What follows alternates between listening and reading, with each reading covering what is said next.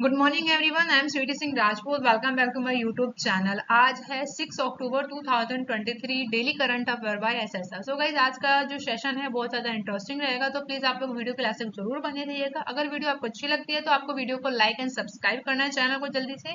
Okay, सो आज के session में आप जान पाएंगे कि अभी हाल ही में जो आईसीसी वर्ल्ड कप होने वाला है हमारे यहाँ पर यानी कि भारत में, तो उसके लिए वैश्विक राजदूत किसे नियुक्त किया गया है वो भी जान पाएंगे। और टॉप 10 क्वेश्चन होंगे जिनको हम यहाँ पे डिस्कस करेंगे विद बैकग्राउंड इन्फॉर्मेशन के साथ। तो आप लोगों को वीडियो के लास्ट तक बने रहना है। इससे पहले हम करेंगे यहाँ पे क्विक रिवीजन जो कि होगा, ये 5 अक्टूबर से रिलेटेड होगा।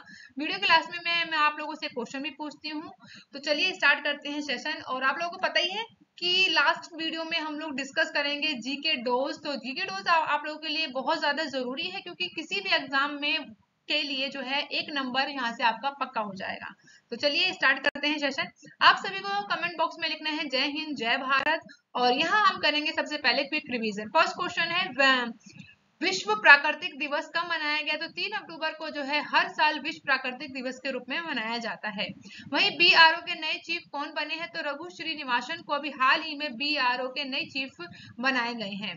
नेक्स्ट है कि विश्व बैंक ने 2023-24 में भारत की जीडीपी ग्रोथ रेट कितने प्रतिशत रहने का अनुमान लगा लिया है? तो अभी जो है 6.3% यानी कि 6.30% का अभी जो है वर्ल्ड बैंक के द्वारा 2023-24 के लिए भारत की जो जीडीपी ग्रोथ है वो रहने वाली है, ये लगाया गया है अनुमान वर्ल्ड बैंक के द्वारा। वही नेक्स्ट क्वेश्चन है कि अजय जडेजा जो है किस देश के क्रिकेट टीम के मेंटर के रूप में चुने गए हैं? तो अफगानिस्तान के। तो याद रखेंगे इसके बारे में। नेक्स्ट है कि किस राज्य सरकार ने जाति सर्वेक्षण के आंकड़े जारी कर दिए हैं? तो बिहार राज्य के द्वारा अभी जाति सर्वेक्षण आंकड़े को जारी किया गया है। किस देश ने दक्षिण पूर्व एशिया की पहली हाई स्पीड रेलवे व्यूज का उद्घाटन किया है? तो इंडोनेशिया के द्वारा किया गया है। वहीं भारत के बाहर डॉक्टर भीमराव अंबेडकर की सबसे बड़ी प्रतिमा का अनावरण किया जाएगा? तो अमेरिका में किया जाना है। वहीं तेजेंद्र पाल सिंह तूर ने एशियाई खेलों में कौन सा पदक जीता है? तो सोना इन्होंने यानी कि गोल्ड मेडल अपने नाम कर लिया है, जो कि 19वें एशियाई खेल हो रहे हैं जो कि चाइना में आयोजित किया गया है। इसमें तेजेंद्र पाल सिंह तूर ने अभी हाल ही में सोना यानी गोल्ड मेडल अपने नाम किया है। तो आप लोगों को कमेंट बॉक्स में बताना है कि तेजेंद्र पाल सिंह जो है वो किस खेल से संबंधित हैं। जल्दी से कमेंट बॉक्स में बताइए मुझे। नेक्स्ट है कि अंतरराष्ट्रीय टेनिस हॉल ऑफ फेम के लिए नामांकित होने वाले पहले व्यक्ति कौन बने हैं? तो लिएंडर पेस जो है वो अंतरराष्ट्रीय टेनिस हॉल ऑफ फेम के लिए नामांकित होने वाले पहले व्यक्ति चुन लिए गए हैं। वहीं उत्तर प्रदेश सरकार ने कहा हर घर सोलर अभियान की शुरुआत करेगी। तो लखनऊ और वाराणसी यानी कि दो ऐसे शहर हैं जहां पर उत्तर प्रदेश की सरकार जो है वो हर घर सोलर अभियान की शुरुआत करने वाली है।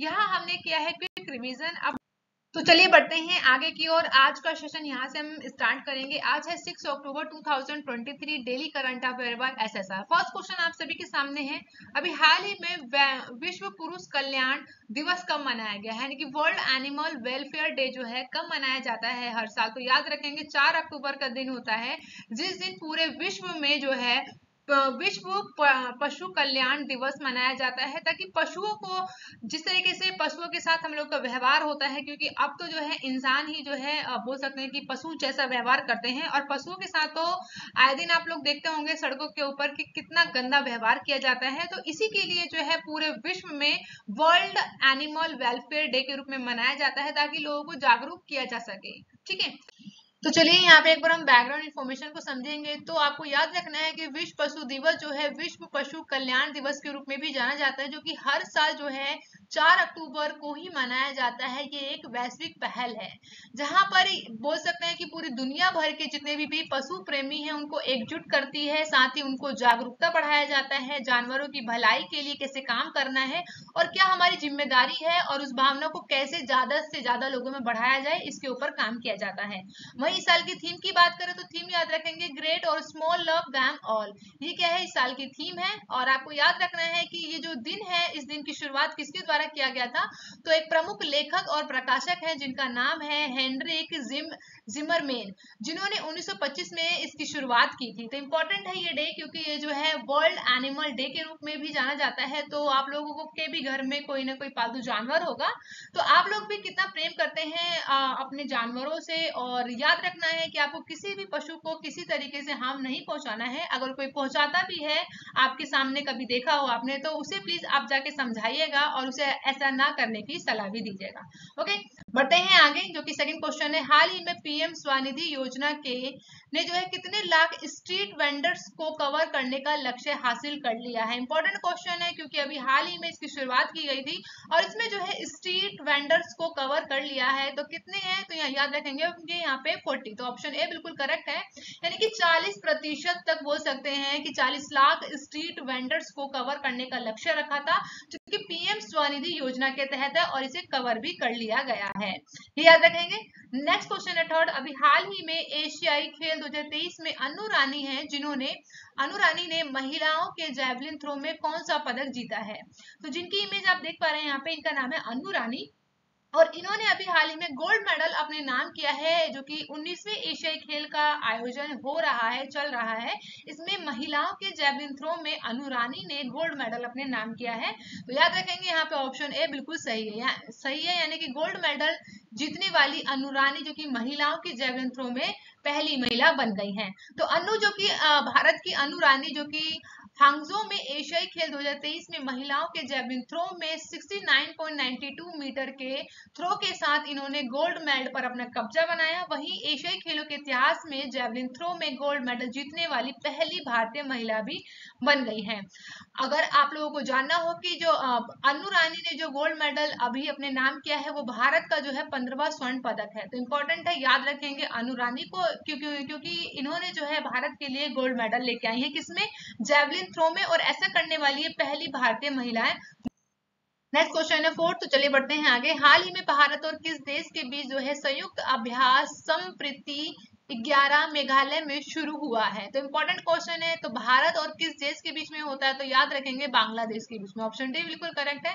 भारत और बांग्लादेश मिलकर जो है संयुक्त अभ्यास संप्रीति 11 जो कि दोनों देशों के बीच में आयोजित किया जाता है। ये बारी बारी से एक देश के अंदर, कभी भारत के अंदर होता है तो कभी बांग्लादेश के अंदर होता है। तो इस साल जो है भारत के अंदर आयोजित किया जा रहा है संयुक्त अभ्यास संप्रीति, जिसका संस्करण 11वां चल रहा है और मेघालय में इसको बोल सकते हैं कि शुरुआत की गई है। तो चलिए एक बार बैकग्राउंड इन्फॉर्मेशन को समझे। यहाँ पे भारत और बांग्लादेश जो है 3 अक्टूबर 2023 को रोई में मेघालय के वार्षिक संयुक्त सैन्य अभ्यास जिसका नाम है संप्रीति का 11वां संस्करण जो है शुरू हो चुका है। ये क्यों किया जाता है? तो याद रखें कि दोनों देशों के बीच में जो है बारी बारी से इसे आयोजित किया जाता है और अभ्यास जो है मजबूत द्विपक्षीय सहयोग, रक्षा सहयोग का पहल का प्रतीक माना जाता है। इसकी शुरुआत जो है 2009 में असम के जोरहाट में किया गया था और इस अभ्यास को जो है 2022 तक 10 सफल संस्करण देखे जा चुके हैं। तो इम्पोर्टेंट है, आपको ये याद रखना है कि संप्रीति जो अभ्यास है ये कब शुरुआत की गई थी? तो 2009 में इसकी शुरुआत किया गया था। वही संप्रीति 11 की बात करें तो भारत और बांग्लादेश के बीच रक्षा सहयोग को और बढ़ाने, गहरे द्विपक्षीय संबंधों को उजागर करने, साथ ही संस्कृति समझ और उप पारंपरिक संचालन में साझा अनुभव से पारस्परिक लाभों को बढ़ावा देने का वादा करता है। तो संप्रीति अभ्यास को याद रखेंगे, भारत और बांग्लादेश का ये बोल सकते हैं कि एक संयुक्त सैन्य अभ्यास है जिसकी शुरुआत 2009 में हो गई थी और ये बारी बारी से एक देश से दूसरे देश में इसे आयोजित किया जाता है। इंपॉर्टेंट है, याद रखेंगे। अगर मैं बात करूं यहाँ पे बांग्लादेश की लोकेशन की, तो आप यहाँ पे देख सकते हैं बांग्लादेश को, ठीक है। तो वर्ल्ड मैप में यहाँ पे हम देख पा रहे हैं, तो ये है यहाँ पे छोटा सा आप मैप इसमें देख पा रहे हैं, ये है पूरा पूरा बांग्लादेश यहाँ पे जो कि मैंने ड्रॉ कर दिया है। और यहाँ से आप देखेंगे तो ये इंडिया है और यहाँ आप देख पाएंगे कि पूरे में ये नेपाल है। नेपाल के बाद यहाँ पे भूटान देख पा रहे होंगे आप लोग। तो इम्पोर्टेंट है ये आपको याद रखना है। और ये जो ईस्टर्न साइड है हमारा, ये पूरा का पूरा इंडिया है। तो आप लोगों को पता है कि जो बांग्लादेश है, बांग्लादेश की राजधानी क्या है? ढाका है और यहाँ का जो करेंसी है वो क्या है? रुपया है। और यहाँ की प्रधानमंत्री कौन है? तो आप लोगों को पता ही होगा, शेख हसीना जो है यहाँ की प्रधानमंत्री है। और आप लोगों को कमेंट बॉक्स में बताना है कि बांग्लादेश के राष्ट्रपति कौन है। तो इम्पोर्टेंट आगे मूव करेंगे जो कि फिफ्थ क्वेश्चन है, हाल ही में कहाँ की प्रसिद्ध पश्मीना क्राफ्ट को जीआई टैग मिला है। तो आप लोगों को पता ही है कि आए दिन कहीं ना कहीं किसी ना किसी स्टेट में किसी न किसी प्रोडक्ट को जो है जीआई टैग दिया जाता है। तो अभी हाल ही में जो है प्रसिद्ध पश्मीना क्राफ्ट को भी जीआई टैग दे दिया गया है, और ये कहाँ से संबंधित है, किस राज्य से संबंधित है, तो आपको याद रखना है जम्मू कश्मीर से। तो ऑप्शन बी बिल्कुल करेक्ट है। तो जम्मू कश्मीर को जो है जीआई टैग मिल चुका है, जो कि प्रसिद्ध पश्मीना क्राफ्ट के लिए दिया गया है। तो इंपॉर्टेंट है, याद रखेंगे इसे। अब यहाँ पे हम बात करेंगे एक बार बैकग्राउंड इन्फॉर्मेशन की, एक बार यहाँ पे हम लोग समझते हैं एक बार बैकग्राउंड इन्फॉर्मेशन को। तो 3 अक्टूबर का दिन था जब जम्मू कश्मीर के शिल्प बसोहली पश्मीना को भौगोलिक सांकेतिक जीआई टैग दे दिया गया है। साल 2023 में की शुरुआत में ही जम्मू के राजौरी जिले को बोल सकते हैं कि बसोहली पेंटिंग और चिकरी की लकड़ी को भी जीआई टैग दिया गया है। तो आप लोगों को याद रखना है। तो अभी जो है जम्मू कश्मीर में कुल मिलाकर 3 ऐसे प्रोडक्ट हैं जिनको बोल सकते हैं कि जीआई टैग दिया है। तो अभी जो है क्या नाम याद रखना है, बसोहली पश्मीना, उसे भी जीआई टैग दिया गया है। और इससे पहले 2023 की शुरुआत में दिया गया था राजौरी जिले के बसोहली पेंटिंग को और चिकरी की लकड़ी को भी अभी जो है जीआई टैग दिया गया है। वही बसोहली पश्मीना हाथ से बुने हुए उत्पादों की सुंदरता, कोमलता और हल्के वजन के लिए ये जो बहुत ज्यादा फेमस है पूरे वर्ल्ड में। वहीं पश्मीना उत्पादों में पुरुष और महिलाओं दोनों के लिए शॉल, मफलर, कंबल, टोकरी को शामिल किया जाता है। बसोहली पश्मीना जो है कठुआ जिले का 100वां साल पुराना जो है पारंपरिक शिल्प है, जिसे अब जो है जीआई टैग दिया जा चुका है। वही बसोहली पश्मीना उत्पादन जो है पश्मीना बकरी के ऊन से बनाया जाता है। तो इंपॉर्टेंट है, याद रखेंगे पश्मीना को अभी हाल ही में जीआई टैग दिया गया है, जो कि जम्मू कश्मीर से रिलेटेड है। नेक्स्ट क्वेश्चन है 6, हाल ही में ग्लोबल इंडिया अवार्ड पाने वाली महिला कौन बनी है। तो वो आपको याद रखना है, ग्लोबल इंडिया अवार्ड पाने वाली भारत की महिला है जिनका नाम है सुधा मूर्ति। तो ऑप्शन ए बिल्कुल करेक्ट है। जिनकी इमेज आप देख रहे हैं यहाँ पर, इनका नाम है सुधा मूर्ति। इन्हीं ही अभी हाल ही में ग्लोबल इंडिया अवार्ड दिया गया। तो चलिए एक बार यहाँ पे हम बैकग्राउंड इन्फॉर्मेशन की बात करेंगे। तो 1 अक्टूबर को टोरंटो में आयोजित इंडो कैनेडियन प्रोग्राम में लेखिका सुधा मूर्ति को इंडियन ग्लोबल अवार्ड 2023 से नवाजा गया है। अगर बात करें यहीं पर कि ये जो पुरस्कार जो है सुधा मूर्ति को, ये अवार्ड जो है कनाडा इंडियन फाउंडेशन की तरफ से दिया गया है। वहीं सुधा मूर्ति ने इसमें $50,000 से पुरस्कृत राशि the field instrument Toronto university को दान भी दे दिया है। तो इंपॉर्टेंट लाइन है, याद रखेंगे इसे। वहीं CIF global India award Bharat को वैश्विक अर्थव्यवस्था और विश्व मंच पर रिप्रेजेंट करने के लिए दिया जाता है, और CIF ग्लोबल इंडिया अवार्ड हर साल एक भारतीय को दिया जाता है।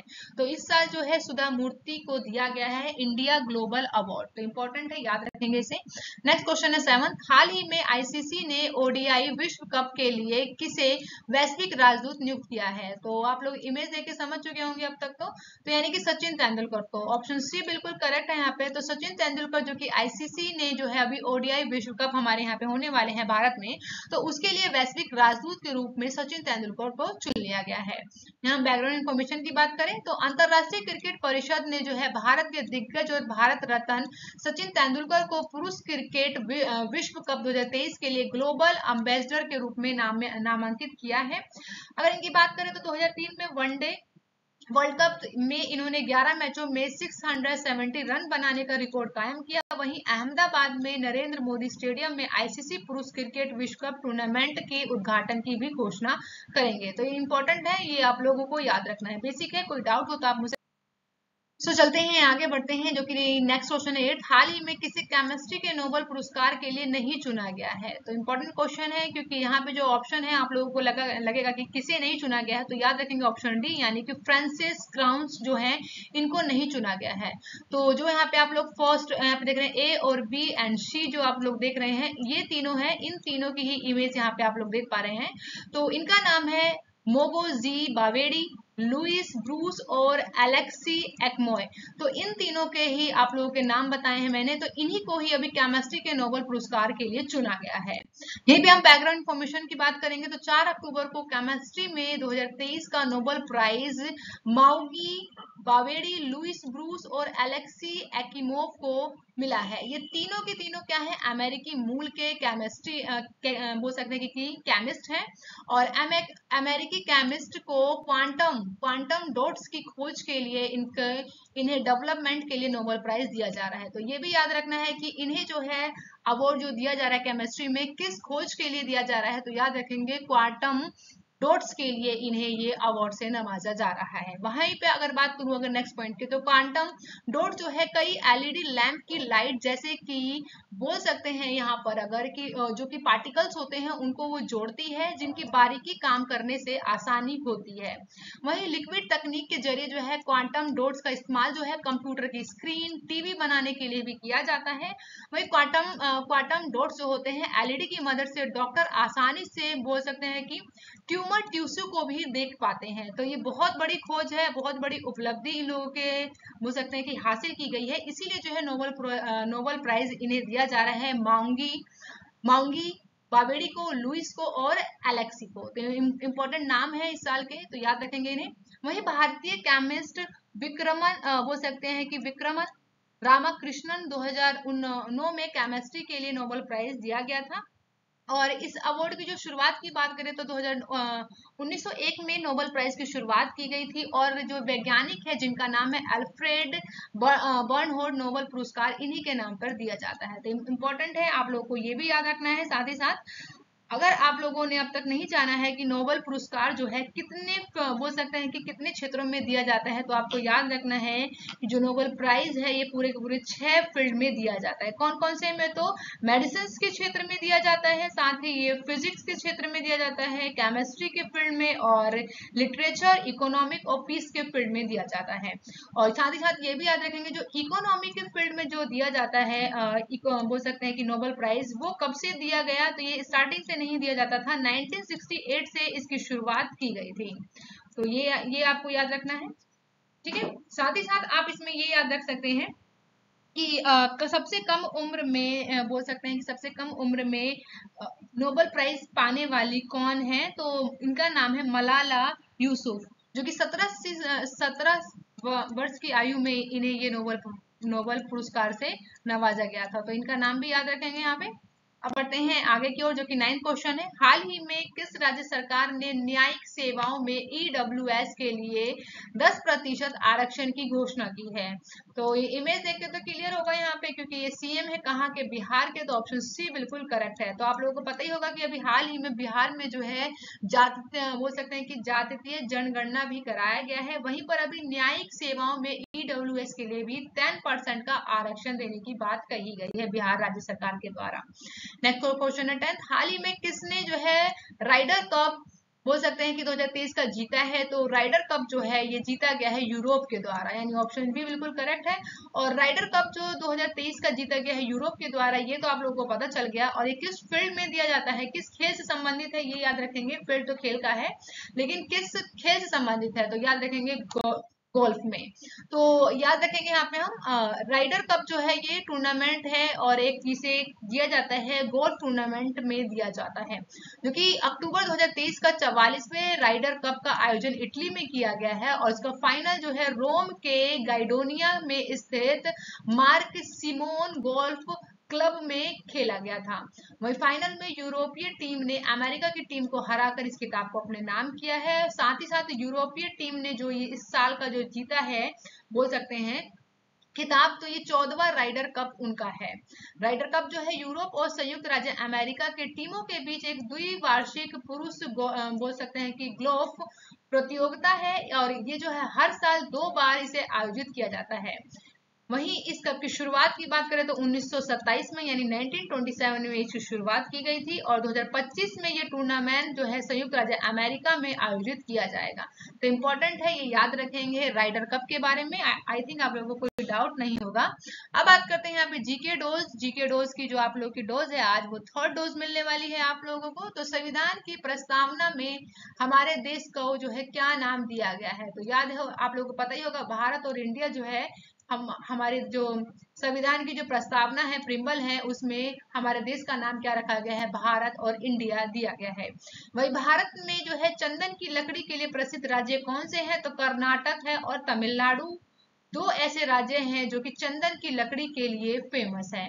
वहीं करो या मरो का नारा किसने दिया था, महात्मा गांधी जी के द्वारा दिया गया था। कब, भारत छोड़ो आंदोलन के दौरान 1942 में इसे दिया गया था। तो याद रखेंगे, सबसे इंपॉर्टेंट है ये, तो याद रहेगा आपको कि करो या मरो का नारा किसने दिया था, तो गांधी जी ने दिया था, लेकिन आंदोलन याद रखना है, तो भारत छोड़ो आंदोलन 1942 में दिया गया। वही नोबेल पुरस्कार जो है कितने क्षेत्रों में दिया जाता है, ये मैंने अभी बताया आप लोगों को, तो पूरे 6 क्षेत्रों में दिया जाता है। तो आप लोगों को जो जो इसके पूरे 6 फील्ड हैं, उनके आप लोगों को कमेंट बॉक्स में बताना है कौन कौन से फील्ड में दिए जाते हैं, जस्ट मैंने अभी बताया है आप लोगों को। नेक्स्ट है कि भारत का आखिरी अंग्रेजी वायसराय कौन था, तो याद रखेंगे आप लोग, लॉर्ड माउंटबेटन, जो कि भारत का आखिरी अंग्रेजी वायसराय था। तो इंपॉर्टेंट है, याद रखना है। ये यहाँ पे कंप्लीट हुआ आप लोग का जीके डोज। और अब हम बात करेंगे यहाँ पे क्वेश्चन ऑफ द डे। तो क्वेश्चन ऑफ द डे है आप लोगों के लिए कि हाल ही में भारत के बाहर डॉक्टर भीमराव अंबेडकर की सबसे बड़ी प्रतिमा का अनावरण किया जाएगा, तो कहाँ किया जाएगा, ऑप्शन आप सभी के सामने है, कमेंट बॉक्स में आप लोग को आंसर बताना है। वहीं यहाँ पे हम बात करेंगे, अब लास्ट वीडियो में मैंने आप लोगों से क्वेश्चन पूछा था, तो हाल ही में नारी शक्ति वंदन अधिनियम कौन सा संशोधन बना है, तो याद रखेंगे 106, ऑप्शन डी बिल्कुल करेक्ट है। Thank you for watching guys, मिलते हैं नेक्स्ट वीडियो में। आप अपना बहुत ज्यादा ध्यान रखिएगा, और आप लोगों को वीडियो अच्छी लगती है तो आप लोगों को वीडियो को लाइक करना है, क्योंकि मुझे पता चल सके कि आप लोगों को वीडियो कैसी लग रही है। तो इसके लिए क्या कर सकते हैं आप लोग, सिर्फ लाइक कर सकते हैं और कमेंट बॉक्स में मुझे बता सकते हैं। Okay guys, bye bye and take care.